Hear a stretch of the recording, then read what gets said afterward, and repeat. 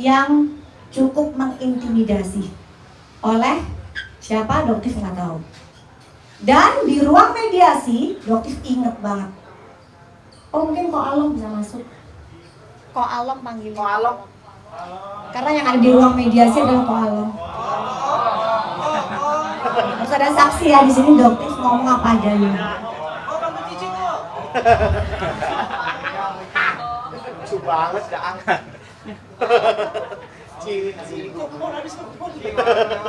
Nah, di sini juga Doktif jelasin ya. Misal di sini ada brand something. Brand something itu kan brand dari Indonesia ya. Di sini tertulis 10% niacinamide. Pada saat Doktif cek lab, ya memang 10%. Nggak ada masalah. Dan Doktif ketemu dengan Iren sebagai owner itu baru di acara kemarin TV One yang dulu itu. Selanjutnya Doktif nggak pernah ketemu. Ya, jadi jangan digiring-giring lagi. Ya, nah ini yang produk Skin Defect yang dari China. Dia di sini 10% niacinamide. Doktif cek memang 10%. Gitu. Jadi kalau memang sesuatu yang memang faktanya begitu, ini kan tertulis 10%. Diuji lab ya memang 10%. Gitu loh guys. Jadi nggak ada apalagi Doktif merubah. Makanya Doktif berani berbicara. Karena Doktif memiliki bukti dari uji lab. Jadi kalau dikatakan Doktif di situ digoreng kan belum terverifikasi. Doktif salah itu belum terakreditasi. Tapi bukan berarti hasil labnya salah guys. Doktif sebagai konsumen, Doktif berhak dong melakukan uji lab. Siapapun, bahkan teman-teman wartawan di sini juga berhak. Karena itu adalah bentuk pengawasan dari masyarakat. Tidak ada undang-undang yang melarang. Ya, tidak ada undang-undang yang melarang. Dan itu pun ya beliau Dr. Tauna katakan tidak ada aturannya. Jadi tolong jangan digoreng. Makanya kenapa kok Doktif minta teman-teman datang berhenti menggoreng Badan POM yang bilang nggak kerja nggak tidur. Tidak, itu hanya potongan-potongan dan giringan opini dari mereka-mereka yang cenderung bermain nakal atau membohongi masyarakat. Ya tidak ada masalah, nggak ada masalah. Tuh kemudian sama Doktif ada satu lagi owner Cindy Viola ya, selebgram ya. Itu juga digoreng guys. Doktif berani bersumpah demi Allah, Doktif baru ketemu di ruangan yang disediakan oleh Badan POM. Tapi kalian tahu beritanya apa? Oh sudah tenang itu. Berarti ada apa? Gitu. Sampai ada chatnya, ngelihat ya itu ya. Doktif dia baru mendapatkan nomor WA Doktif per hari ini karena sudah mulai ada gerakan penyerangan ke Cindy. Jadi luar biasa ini guys. Luar biasa. Siapa yang mendekati Doktif pasti akan diserang. Kenapa? Kenapa takut kalian? Gak perlu takut sayang ya. Doktif akan terus slay ya. Gitu. Jadi untuk oke? Udah ya guys ya, apalagi tadi Doktif akan oh iya Ko Along ya, oh iya lupa. Yang masalah reseller guys, ini banyak banget soalnya pengen Doktif ucapkan, gak sesuai sama yang kalian baca nih di media, ini banyak banget. Jadi pada saat kalian lihat di media, pada saat live itu kan ada satu panda AA ya yang Doktif Arif, sebutin aja lah Arif Avanda, sebutin aja. Jadi dia ini dengan lantang sekali dia menyebut Boteng, mengatakan mengebuli Doktif dengan muka bopeng lah, nggak peduli dengan Doktif yang merawat pasien COVID lah, dengan tertawa sini seperti itu. Pada saat di ruang mediasi guys, apa yang terjadi? Kok Panda kamu kicep? Kenapa? Kamu tundukkan kepala kamu nggak berani berkata apa-apa.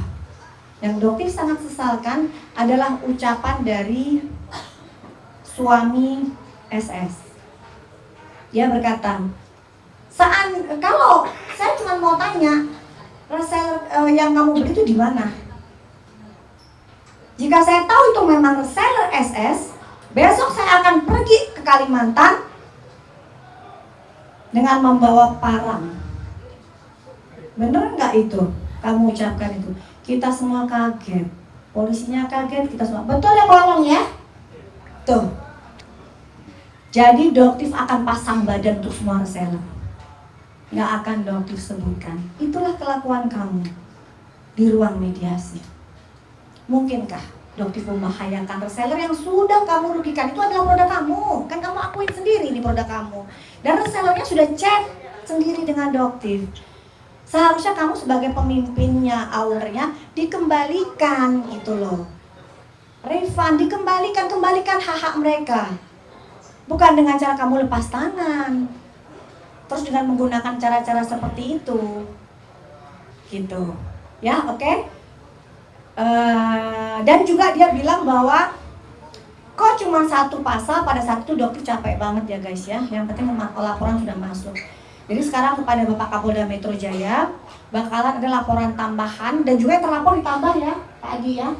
Ada tambahan laporan, tambahan pasal yang cukup banyak juga. Jadi ini waktu dan tempat saya serahkan kepada lawyer dari dokter. Nyampe nggak nih? Bisa dinaikin nggak? Dinaikin ya? Oh iya. Dinaikin meja, tolong. Tolong naikin meja.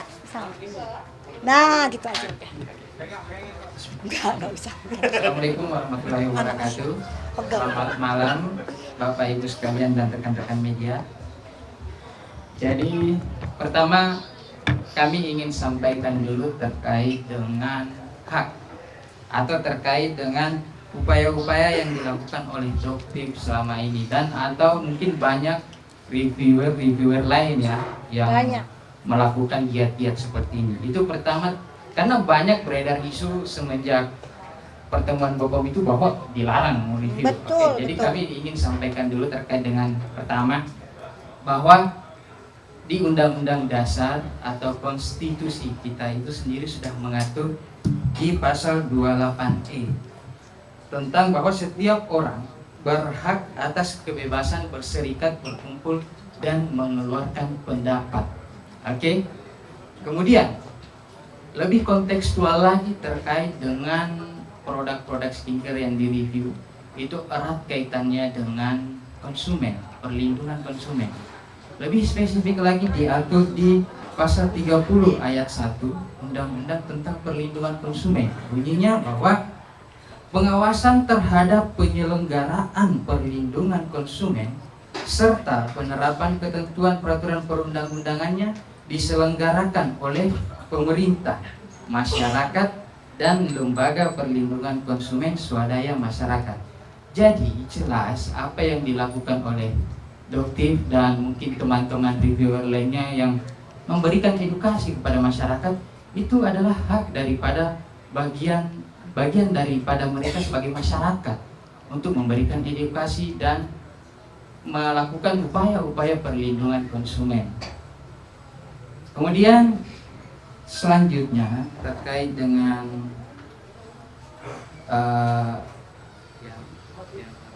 Iya apa-apa. kemudian terkait dengan tadi sudah dijelaskan juga oleh teman-teman mungkin dari lembaga bantuan hukum kesehatan terkait dengan adanya upaya-upaya itu gitu. Nah, selain daripada langkah itu kami juga telah melakukan langkah hukum dengan membuat laporan polisi terhadap beberapa produk yang kami duga itu produk milik dari DRL. Itu sudah kami masukkan laporannya terkait dengan Undang-Undang Kesehatan dan Undang-Undang Perlindungan Konsumen. Nah, cuman untuk lebih lanjutnya kami mungkin agak membatasi ya terkait dengan itu karena sedang dilakukan upaya penyelidikan oleh pihak kepolisian dan kami sangat menghargai, menghormati dan percaya kepada pihak kepolisian bahwa pihak kepolisian akan bekerja secara profesional. Jadi kami tidak akan membeberkan lebih jauh terkait itu karena mungkin itu tadi dalam tahap penyelidikan agak bersifat rahasia. Jadi kita percayakan kepada pihak kepolisian. Terus yang kedua terkait dengan adanya insiden atau peristiwa di tanggal 17, hari Jumat malam itu tanggal 17.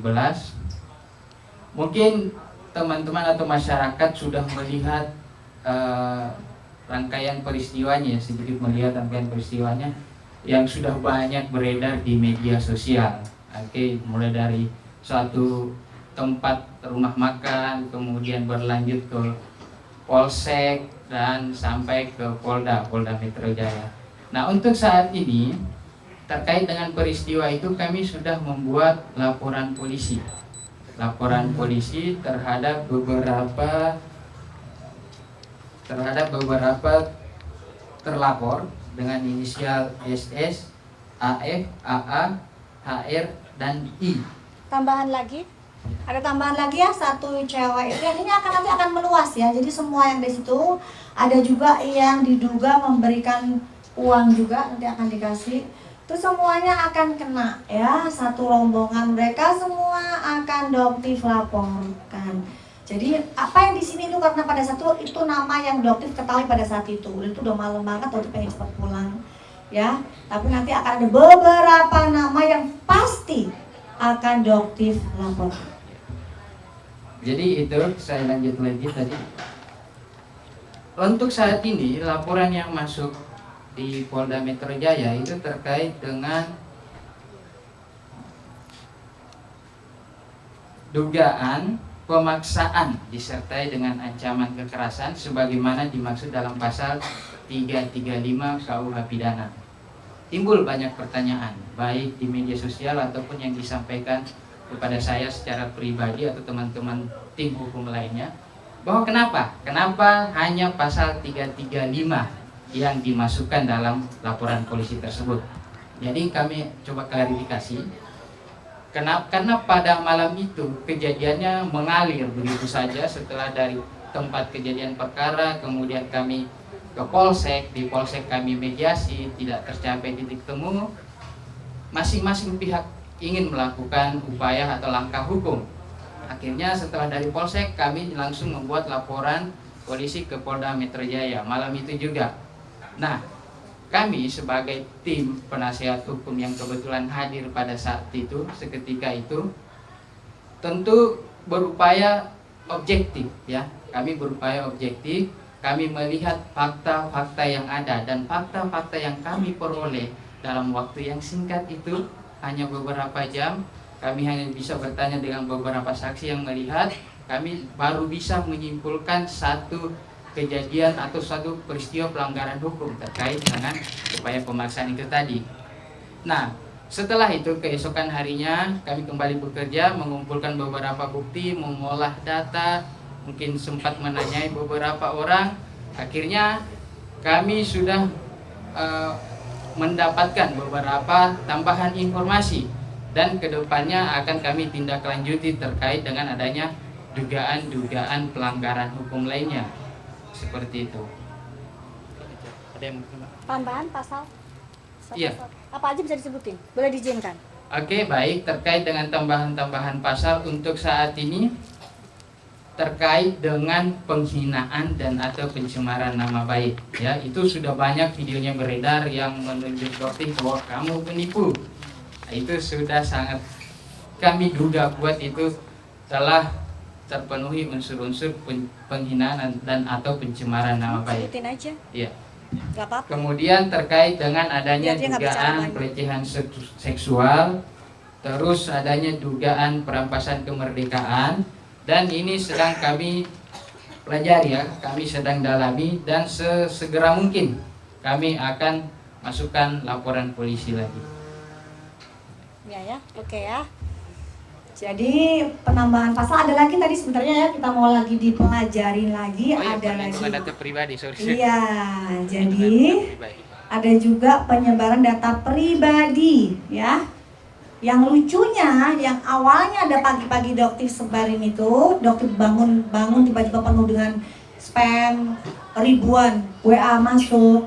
Tiba-tiba Doktif dilaporkan nih ke Polda Metro dengan penyebaran juga data pribadi yang Doktif pasang di profile WhatsApp. Oke. SS. Di sini Doktif langsung ya tanya kamu nih, pasti kamu lihat kan? Oke. Kamu melakukan Insta dari yang chatnya Doktif baca ya, yang di situ terlihat jelas meskipun kamu tutupin. Ada cerita nih, beberapa orang yang bilang dia lupa untuk mencoret tapi dia hapus.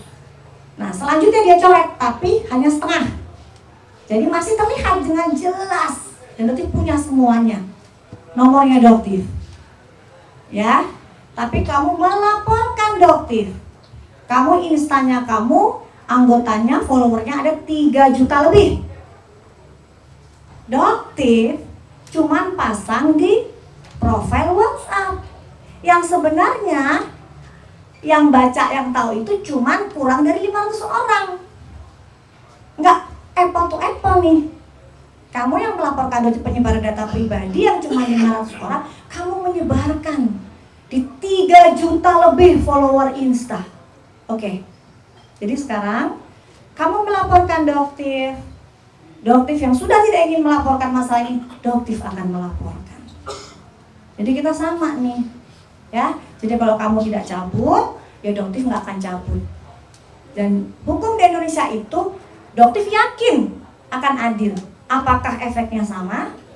Apakah Doktif akan menerima hukuman yang sama seperti yang kamu lakukan? Hukumannya sama nggak kira-kira?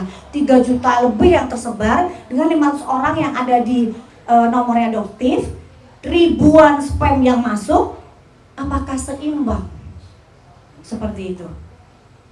Doktif ini bukan tipe yang gampang tersulut emosi sebenarnya, guys. Dan kalian bisa membuktikan. Malah Doktif tersenyum. Kenapa? Masyarakat Indonesia tahu seperti apa karakter mereka sebenarnya. Gitu. Jadi nggak perlu kenapa dia takutin atau dihadapi dengan marah-marah. Nggak perlu. Doktif pun nggak takut. Karena semua yang Doktif tampilkan fakta. Jadi kalau kamu tidak cabut laporan kamu, Doktif tidak akan cabut. Dan kamu tahu ya, pasal yang Doktif berikan berlapis. Lumayan nih kalau kamu cabut, lumayan deh pasal yang satu berkurang, ya kan? Dan gak lucu banget ya kalau misalnya Doktif masuk, Doktif kan pasang badan nih nanti buat resellernya. Nah kita lihat seperti apa. Gak adil banget dong rasanya. Gak apa-apa, Doktif itu udah biasa. Mau tidur di atas batu udah biasa. Doktif ini aktivis di bencana. Doktif bisa gak tidur 3 hari untuk membantu daerah bencana. Yang sebenarnya itu adalah foto-foto pribadi yang tidak pernah ingin Doktif sebarluaskan. Karena bisa kalian sulit untuk mendapatkan data Doktif pada saat bencana, terutama di Palu, Donggala, Lombok.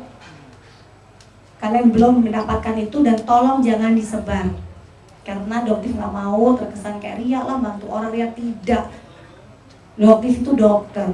Meskipun Doktif pengusaha, tetap seorang dokter. Dan passion Doktif itu memang untuk membantu teman-teman. Jadi kalau misalnya kalian tanya, banyak banget teman-teman pada saat di bencana nanya, kan dokter sudah di zona hijau, sudah zona nyaman, ngapain kesini? Ini resikonya tinggi, nggak balik guys. Bencananya resikonya tinggi, nggak balik. Kenapa? Ya inilah yang Doktif cari, jihad. Gitu. Dan sekarang Doktif jihad di dunia perskincarean, puting beliung di dunia skincare. Jadi kalau teman-teman bilang ini pasti karena dokter ini nggak ada bencana, jadi akhirnya